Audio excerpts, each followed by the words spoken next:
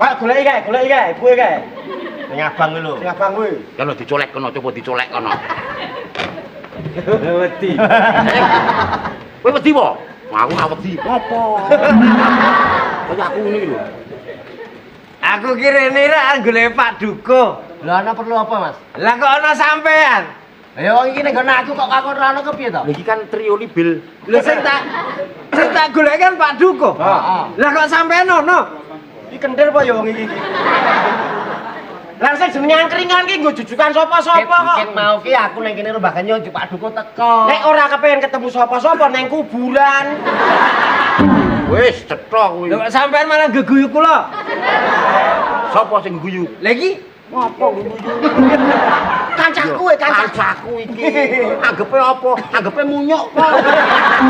Ya. Heeh ya. Kok diguyu? Tersinggung lho. Tersinggung anggepe apa? Munyuk po. Ya. Padake aku tersinggung po. Munyuk.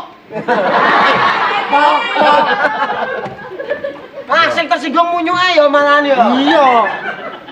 Munyuke kancaku kok. Nesu. Ora nesu aku iki judeg.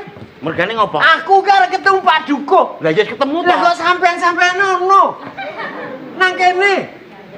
Mbok kowe nglalu wae. Masuk akal ora nglalu wae kono lho nglalu kok kowe iki.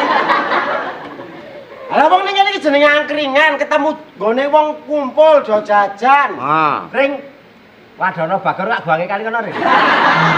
Wih, padake to. Kiri. Kiri wajah Bagor. Aja diwajahi Bagor, dipotos dhisik yo. Kiri po. Yo. Yo. Bagori. Pancen kadake iki lho dadi munyuk kok yo. Seneng munyuk kok kiri-kiri iki. Kowe kabeh do kurang ajar ngece karo aku. Ngece piye? Kowe do melu ngece ra? Padake asu aku. Apa? Munyuk ya, munyuk. Apa? Muni piye mu? Ae lho, Pak Duko ae lho. Apa? Mun apa? Iki ra wis seneng. Aku iso diga bingung kan kan lele kan ono. Lah kowe nek pengen bingung, lu go nang kono wae. Ning kono. Kowe ning kono dadi yo munyuk ning kono. Ijolan lho. Kowe arep omong apa? Arep muru Pak Duko nek kok sampean nang kene iki lho. Omong-omong ayo. Yo. Nang endi aku manut aku? Nang kono. Ngomong kuwi. Kan aku nyok jawil-jawil. Piye? Ayo, heeh. Mergane ayo to, ngerti dhewe to. Wis tak kandhani lho to, Jal. Apa? Iya. Ah, kok ngeyel kok. Sampean kuwi ndelar omong aku ki ro ngomong. Loh, lah iki mau Jenengan ngerti atine kula napa? sapa sing ngomong iku ya? Saya ngejak dialog. Sing ngomong niku munyuk ning diwadahi Bagor. Wah, iki mau kowe iki lho coba wae dadi. Aku. Iki jenenge goyang dal. Kepiye? Aku ki lah guyu kok dhewe mbok jak kancane. Aku iso omong to. Aja ngisin-isin ki aku. Guyu ki bareng ora dhewe-dhewe. Kancane wis meneng kok sing Iso guyu, percaya nek kowe guyu. Piye? Apa? Iki mau ana apa? Aku kira arep ketemu Pak Duko. Ya nek lak ngomong mergone kuwi to. Aku ya gumun kaya. Ketemu aku kok ana kuwi piye-piye? Kowe sing ngomong-ngomong ning jero sumur wae karo umur.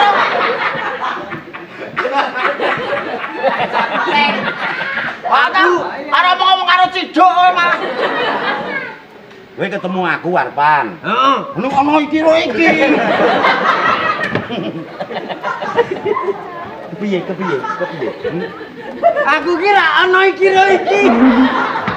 Aku arep ngomong ini lho Pak Duko. Aku kira dipercaya Ya iya. karo seorang caleg. Guyu apa ngece to kowe?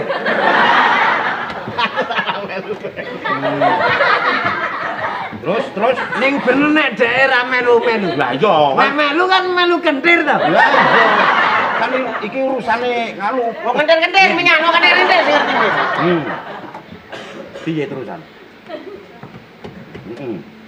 Ayo. Aku ki paham. Ngeyel ning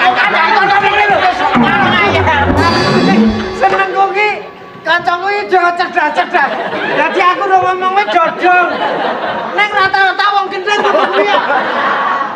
Piye? Ngene lho kok. Aku ki iki ora nesu ki ngomong serius kok nesu. Wis senengane ngecek. Iki adegane wong kentir karo munyuk soalnya nemu. Ngawur. Munyuk karo kire yo. Karo. Aku ora arep nggawa caleg rene. Arep golek swara. Ha ta? Sesuk nek pemilu. Yo. Anu ayo. Kacang campur. Lah kok ngomong urus aku. Masakan aku ngomong aku iki lho. Nek aku ngomong pertama mau arek ketemu kowe ning kok ana iki soalnya ganggu. Ayo iki sing pertama. Kok kowe ketemu aku ana iki to. Sing keduane caleg. Nah, caleg kuwi. Kowe gumun to?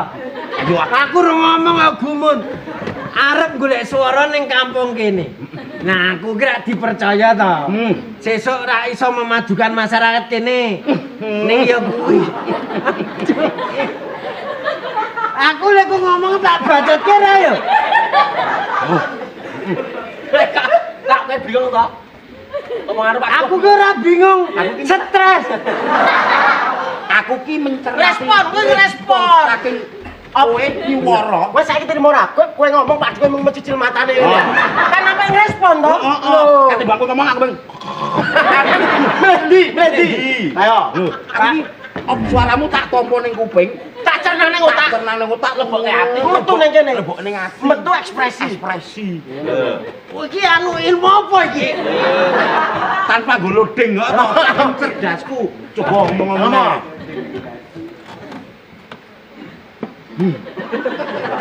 Nah iki wis tertransfer. Heeh.